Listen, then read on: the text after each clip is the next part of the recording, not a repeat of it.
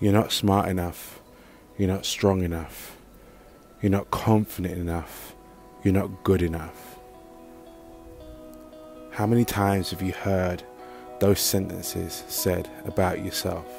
But most importantly, how many times have you heard yourself saying it to yourself in comparison to the amount of times that other people have said it to us? We place so much emphasis and so much concern over the opinions that other people have for us. But what about the opinions that we have for ourselves?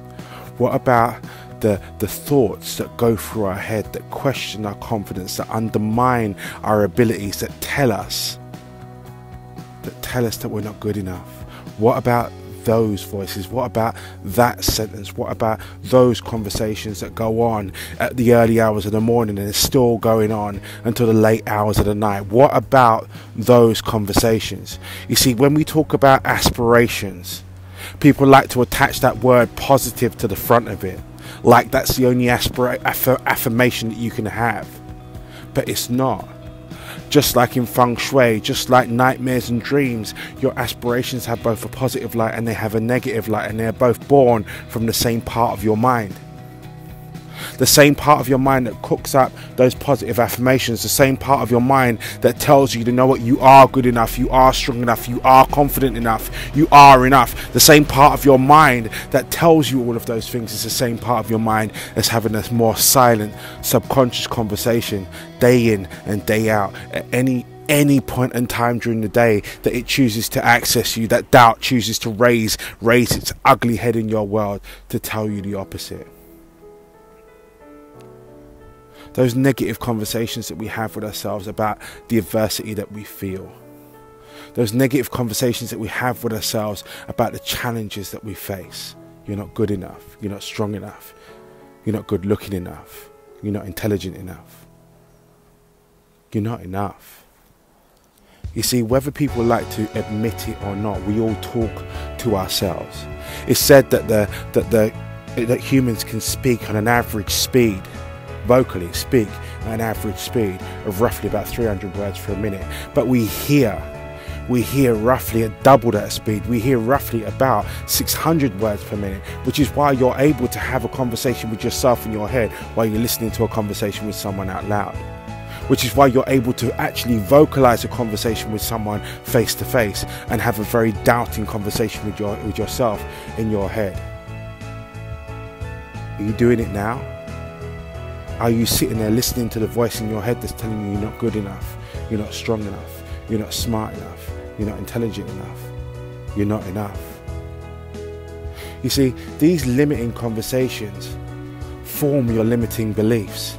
Your limiting beliefs, the limiting structures that you have, the beliefs that you have that tell you that all of these things, that when you're walking into something that have already made up your mind that you can't do it, started off as a thought. They started off with a conversation within yourself. They started off as something that you consciously heard yourself say, I'm not good enough. But just the same way as your limiting beliefs, your beliefs that stop you from moving forward, the beliefs that stop you from stepping forward, just as those bits were once formed by vocal words within your head, the only way to truly conflict them, the only way to truly get rid of them, the only way to truly overstand them and wipe them out of your world is to consciously counteract them with a positive thought yourself. And that's where the term positive affirmation comes from. So every time you hear in your word, I'm not good enough, you need to say out loud, I am. Every time you hear, I'm not intelligent enough, I'm not strong enough, you need to tell yourself, I am strong enough, I am confident enough, I am intelligent enough, I am powerful beyond measure. The only way to etch out and erase a conditioned behavior pattern is to start a new behavior pattern, a new level of conditioned behavior pattern yourself.